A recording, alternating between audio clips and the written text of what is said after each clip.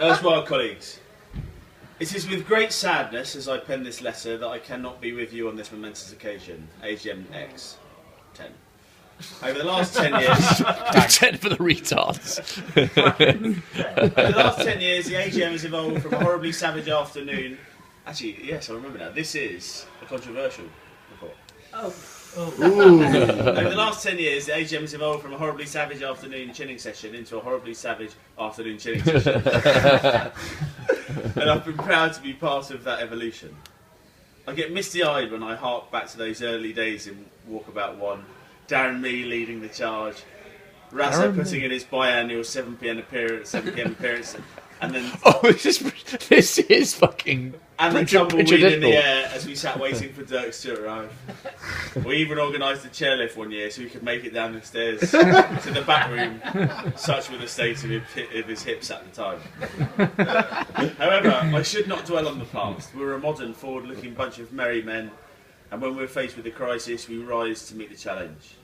Covent Garden Walkabout has closed. Covent Garden Walkabout has closed. Has it? The merry men cried. It's not. Temple Walkabout they cried, and on they charged.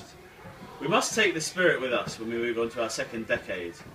The less said about the seating decision-making process once it's Walkabout Easy. an anomaly in regards to our normal cutthroat decision-making.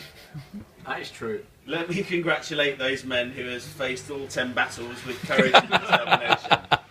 If not the required stamina and ability, Swede, Scouse and Wood as a trio of men you would never want to follow into any battle. I had to reread that. Sloppy, why are you so good at reading? That's what it said. Yeah, no, but why are you so good at reading? That's a treat. Dillons grammar. Let's face it, if the AGM was held every month, we all know Shoney would today be attending his 120th AGM, complete in blue blazer, red waistcoat, yellow top hat, gold-plated cane. Such is his love for the Whirlers, coupled with the absence of any alternative offers. On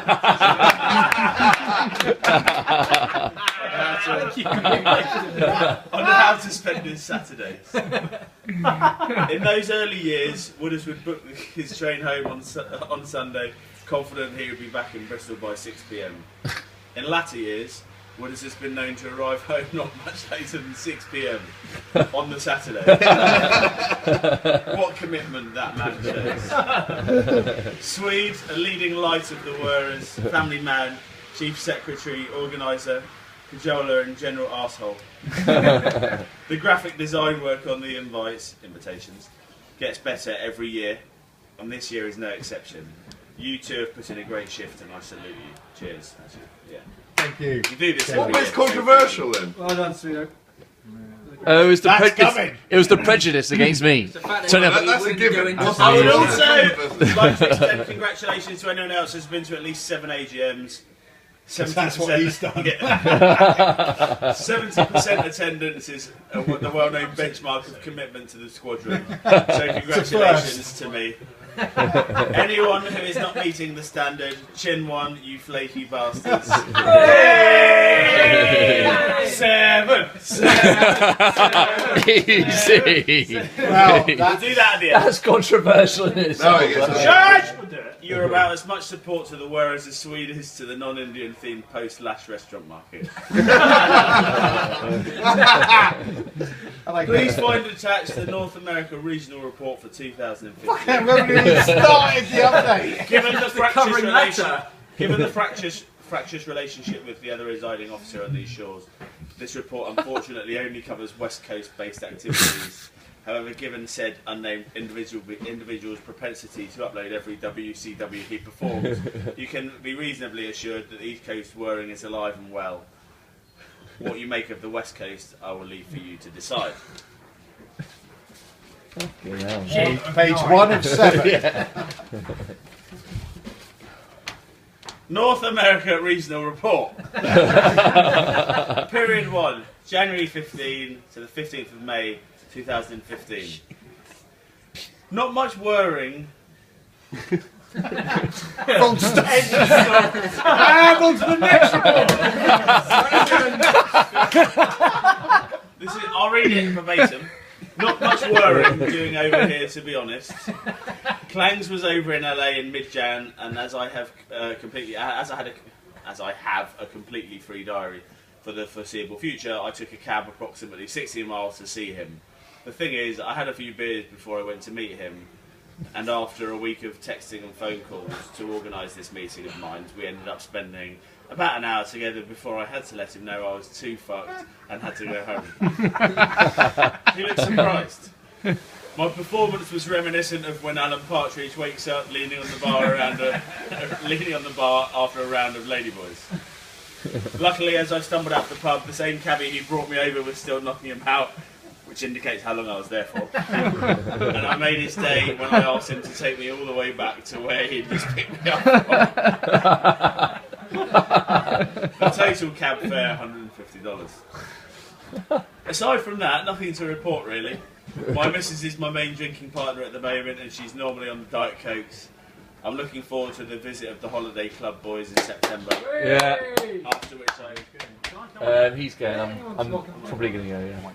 Closed invite, obviously. Have a lot more to report. I'll come. Huzzah! Huh? A final thought. But why don't you come with?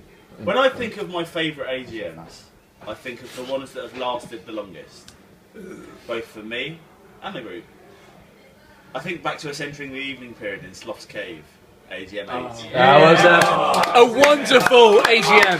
Potentially the best AGM. Will was the captain of last year. All the time, myself, Shoney and Cave were still going in Big Red at the ripe old hour of 10 PM, AGM 5. These shine brighter in the memory than the time myself, Brandon and Mooners verbally abused a pub full of gays. And then set up our own traffic diversion on Trafalgar Square and watched the ensuing chaos at about 4 PM. It was fucking wicked. AGM 9. Although that was banter. It is with this notion that I would like you to take some time today to discuss a potential change in the format of the AGM. Perhaps it kicking off in a slightly more sophisticated manner, such as a champagne lunch at an upmarket hotel. Start earlier. Brilliant. Or maybe a river cruise along the Thames. This would allow comrades to engage in some stimulating conversation about their exploits over the previous 12 months. Easy. And their hopes and dreams of the future. Clearly we'd be imbibing, never heard of that word, You went to grammar school. during the afternoon, but the more serious and dangerous stuff would not commence until the day grew dark as we headed on to a nightclub of ill repute. Razza to provide suitable evening venue suggestions. A brothel, basically. Is there any other evening suggestion? I'm thinking a high-class version of the Christmas work. Although we are a democratic organisation, that's just a sentence, that doesn't make sense. And a firm believer of that I am. So if it's decided that we must continue the ritual humiliation of those with slightly smaller livers than others, then I'll pitch up and put 100% effort in, as everyone always does. Or smaller bellies. Lads, have a cracking afternoon. Have a cracking afternoon. I wish I was there to share it with you. Yours, Dillon, head of APAC Whirring, former head of UK Whirring, 2006 to 10. Head of head of North American Whirring, former head of UK Whirring, 2006 to 2010. You might as well be head of APAC as well, because they do fuck all whirring anyway. Head of Australasian Whirring, 2011 to 2012. Solid, yeah. Rod, it's so long, you're going to put this on YouTube probably. 1,000 word max, sweetheart. I don't think you're going to be able to put this on 9.5 minutes. What's up to laissez-faire now? You can do what you Really? Like 9 minutes? We did it. Yeah. 9. Fuck me, that It was wouldn't 30 have a seconds chance. originally. Last year, No, I no, only no. did That's why we're doing CWs, mate. 2 fingers for the report, please. Cheers. Cheers. Cheers. That was very How are we good. doing time-wise versus... That's the, no. That's Um, Well, we're about half an hour over off the Dillons. This is from Rod who's filming. He hasn't chinned anything for about an hour. He's just been filming. Your nose bobbing in the fucking way. Montford messaged us, he wants us to video the It's class. a major challenge. All right. It's got. It's an, I'm just saying, I think we need to turn this around Astor's onto nose. Rod. Rod, who's going to have one. Have one. I'll do my 2 fingers. Rory.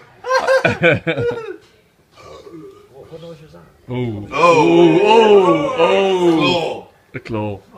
Well done. Yeah, generous too. It was a generous too. Right, you're back in control.